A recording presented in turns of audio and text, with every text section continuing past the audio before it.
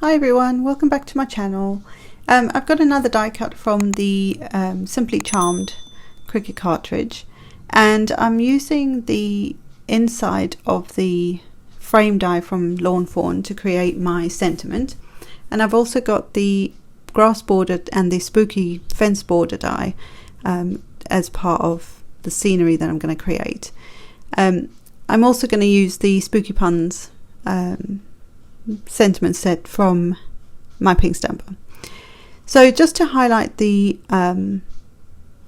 different elements, so like the fence in this case, I'm using oxide ink in fossilized amber, and I just thought that that would just sort of highlight the edges of the fence, because if you think moonlight, nighttime, certain things highlight a little bit, and you'll see in a bit I'll come back and actually add a lot more to that, because it didn't seem to, it wasn't highlighted enough. So you'll see what I mean in a minute. And then for the grass I'm using Mowed Lawn oxide ink, just to highlight. So it's still on black cardstock, so it's still a nighttime scene, but it's still, you still get that hint of green, which you would if you were, you know, out in the evenings and that. So just bringing back my fossilized amber and the fence, and you see the difference it makes just adding just that bit more ink. I think it just made a massive difference to that. So I just thought that would add to that look, just adding a little bit more color without it being so in your face, if that makes sense. so yeah. And then for my background, I used some colors that I would not normally put together. So I have wilted violet, aged mahogany, and then black soot. To be fair, I think I'm more heavy-handed with the black soot than I need to be. I think black soot needs to be almost like an edging, right on the edge of a color or a card. But the aged mahogany and the wilted violet, it sort of blended okay. There's a harsh line there, and I think my aged mahogany is a little bit dry, so that's probably not helping things. But when it kind of blends, it looks not too bad. Like, I think I could get away with it, kind of thing.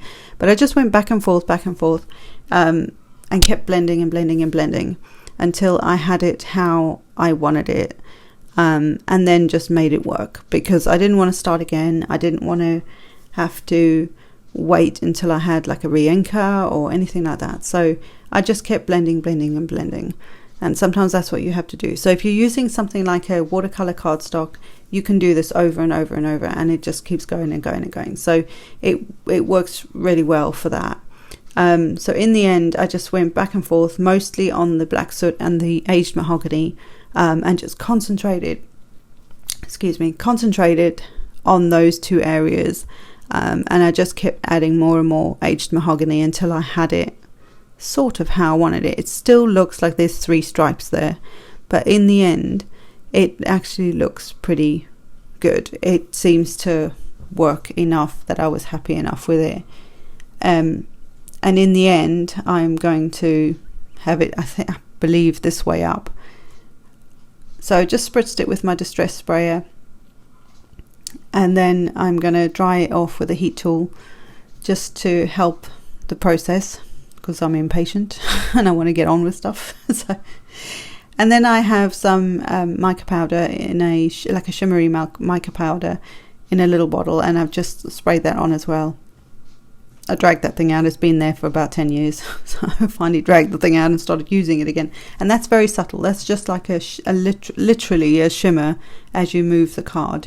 So it doesn't necessarily, it's not there long enough to pick up any moisture, make any splatter. And this is where I'm trying to decide which way around works the best. And really, I lose the wilted violet for the most part, because it just didn't, well, I just didn't blend it high enough. It just didn't quite work. So I moved the fence border up slightly, and then I've got my grass at the bottom that I'll stick on as well in a minute. And you won't see the purple. So the wilted violet really I didn't need to do. So or maybe what I should have done is started maybe a third of the way up the card, because I knew the bottom bit was going to be covered anyway, and that way I'd have more of that highlight. But in the end, the way the colors are blended there, it actually works quite well with the whole color scheme. So the wilted violet I don't think would have actually matched very well, so I'm kind of glad it worked out the way it did. The wilted violet I think was a bit too bright for what I was going for, and you'll see when we do put this onto the base of the card, the base card is kind of an aged mahogany kind of look and color, sorry. So it worked out really, really nicely. So I've got my my bat. I think I can't remember if I've just stuck my bat on there. I was too busy talking. But I've just stamped the That's About You, and again I'm taking some hickory smoke just to take that white edge off. I didn't want to use black soot because I thought they'd be a bit harsh, and I have got grey in the bat's grey, so I wanted to tie in a bit more grey, and I thought that at least it takes the harshness of the white out, but it's still you know, you've still got this nice edge and distressed look, which I love for Halloween. I distress everything for Halloween is what I say. So this is Merry Merlot Stampin' Up! Cardstock, and it actually, like I say, it ties in really nicely. It matches really well with the aged mahogany. It's a very similar sort of colour, but I thought it matched quite nicely. So I'm just putting a big block on there just to hold it down, because there's a bit of warping going on the you know, where we've distressed and watercolored the background. And then I'm using some foam adhesive on my little bat, and he's hanging out in the tree. This is a really easy image to put together as well, in case you're wondering. And I can't remember if I said, but it's from Simply Charmed Cricut cartridge, and it's a lovely little card. It's very cutesy, that cartridge, but it's a nice cartridge for things for all year round. So I've got some foam adhesive, and I'm not putting the foam adhesive right at the bottom of the tree stump because I want to tuck the tree behind the grass, but I don't want it to be sticking up, otherwise it's not going to fit in there, if that makes sense. So now I can just tuck him in there, and then he's got a bit of dimension on the top part of him, and then I'm just going to put my little That's About You sentiment on. And that's it.